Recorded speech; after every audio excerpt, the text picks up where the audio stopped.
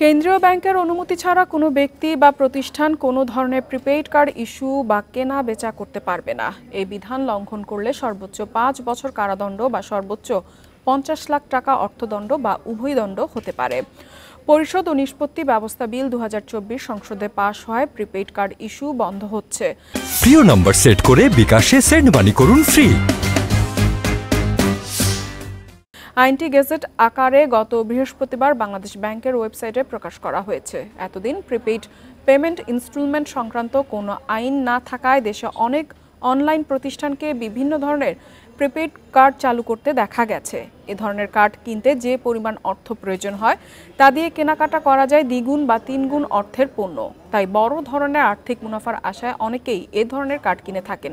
তবে এখন থেকে যে কোনো ধরনের প্রিপেইড পেমেন্ট ইনস্টলমেন্ট ইস্যু করতে হলে বাংলাদেশ ব্যাংকের অনুমোদন নিতে হবে।